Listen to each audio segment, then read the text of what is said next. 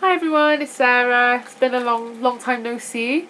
I hope everyone's alright and going for their goals. Um, I've got quite a lot to tell you. I've got some more news.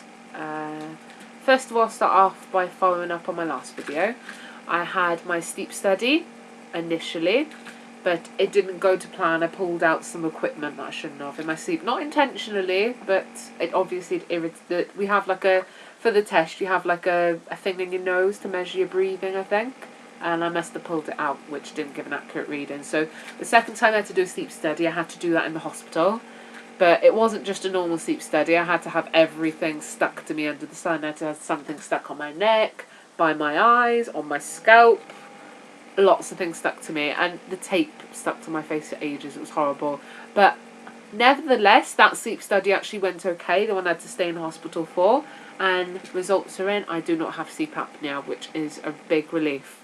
Huge relief. So that's good.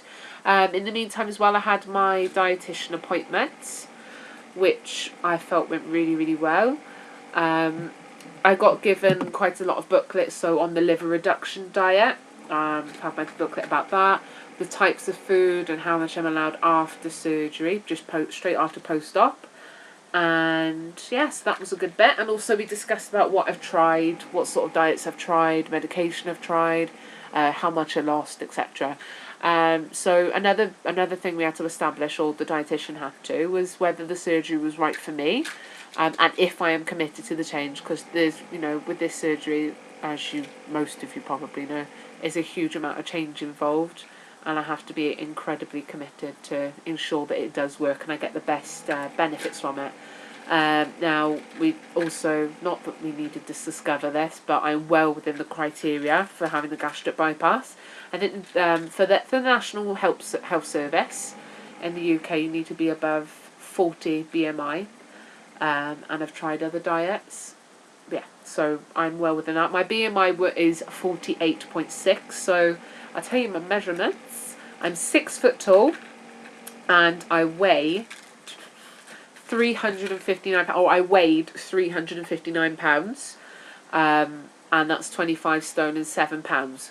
So yeah, so high BMI. So with that, I've got quite a bit to lose if I wanted to get pretty small. But we spoke about realistic expectations. Now, she mentioned most people we lose between 60 and 80% of their excess body weight.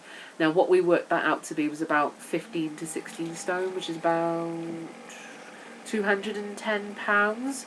Now, I want to see what I'm like then for me to reevaluate things and set another goal. But that's what firstly I'm going to aim for, first protocol. But then I'll set another goal afterwards. But yeah. So, and also afterwards, after the dietitian appointment, I had my psychiatric assessment, and I was so lucky to get that appointment because it was actually due for the 30th of September. However, there was a cancellation for August, the 20th of August, so I managed to get that in, which was good. That was a really good appointment. We did some soul searching on how I've got this big and how I've yo-yoed backwards and forwards to eventually get up to the 25 stone. We spoke about how I was bullied in primary school, secondary school, and obviously we went into a little bit more depth about that. That didn't help my confidence. Also, Mum and Dad split up when I was younger, and Mum was with this guy for about 13 years until last August. He hit me a lot. He said very nasty things. As you can probably tell, I am mixed race. My mum's white and my dad's black Jamaican. And yeah, he didn't make the nicest comments in the world. He was quite racist towards me. But it was quite a scary place to be in anyway. He did put my family through a hell of a lot. But anyway, I'm not one for wishing bad on people, but I'm a strong believer in karma. So what goes around comes around. You treat people how you want to be treated, don't you? So yeah. So anyway, it was in a dark place then, but it didn't leave me in the best places afterwards. I think my self-esteem quite suffered significantly, and I didn't feel that I amounted to anything after being bullied in so many ways. Yeah, so anyway, so I know the surgery isn't going to help that. It's not going to cure that. It's not going to get rid of my self-esteem. However, my confidence is so low at the moment, as well as my self-esteem. So I'm hoping that when I lose weight, it should help me, give me a little push in the right direction. But I know it's not going to go magically. I've obviously got some issues I've got to work out, apparently. We spoke about coping strategies. Now, there's lots of things that I do, really bad habits. I used to, rather. I need to say this real time because I've actually started making a lot of these changes now. I eat when I'm bored, or I used to eat when was bored, or I wouldn't eat dinner at the table. I'd watch it during, I'd watch telly and have dinner there, which is very naughty, but it was convenient. But however, for eating at the table, that's going to be important because I'm going to need to concentrate on my food, concentrate on what I'm eating, taste the food, and yeah, realise when I'm full. And I think that's going to be important after gastric bypass, especially, that since my stomach's going to be a hell of a lot smaller. And as far as being bored, I need to keep myself entertained or find something to do before I go to the fridge, or just basically get out of that habit, really. And also another thing, an action I have taken forward already, which I will be continuing to move on after my gastric bypass, will be to plan my meals well in advance. Now that's really important because a lot of the time I used to just have lunch, because of the different shifters work, I'd have lunch before work at 12, and then I wouldn't have dinner until I got back till up after 10 o'clock, and then I'd be without food all that time. But then I shouldn't be eating that late anyway because it's just before bed and it settles in your stomach. But you know what I mean. But yeah, that's something I need to get, or I needed to get out of. I've actually started to get a lot better on that, which is good. But these appointments, I'd say they're absolutely crucial before surgery, because in a way, although I've got plans to set up an action, I've got actions to take forward now.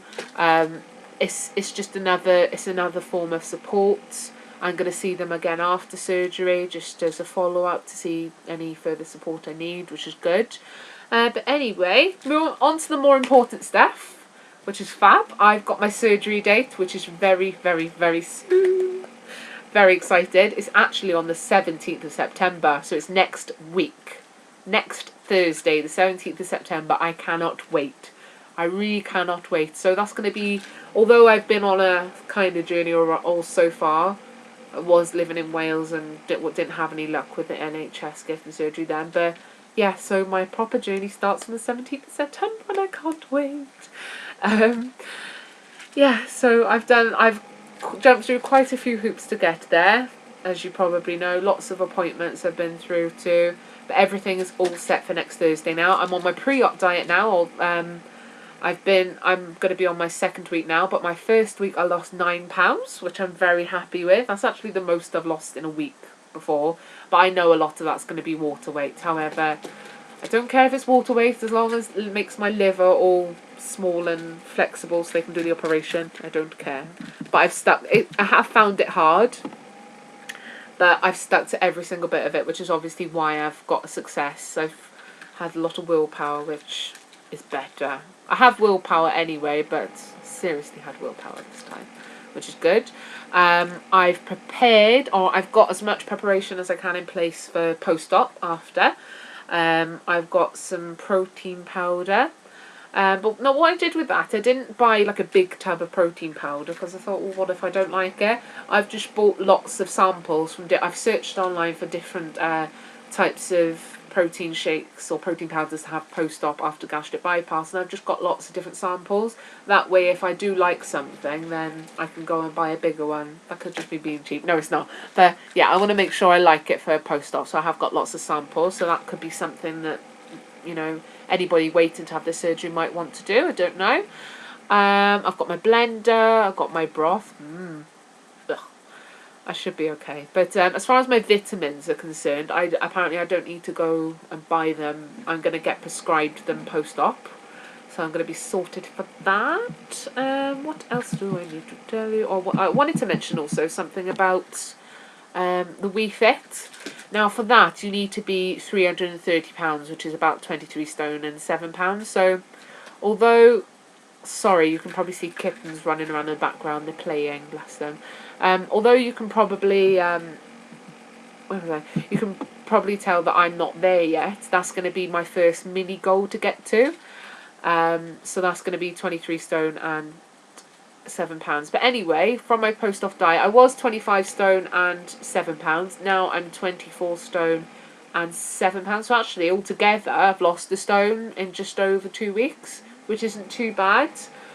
It reduces the risk, I suppose, for surgery. Anyway, the time isn't on my side. This is the longest video I've done, so I apologise. No, I don't apologise. I'm sure it's insightful and it gives you an update. But anyway, so I best actually be off. I'll speak to you all soon. I'll do a video before I go into hospital, and I'll do a video while I'm in hospital, and I will keep you all up to date. So I hope everyone's okay. And hello to all new subscribers as well. Thank you for subscribing, and I shall speak to you soon and keep you updated this time. Bye!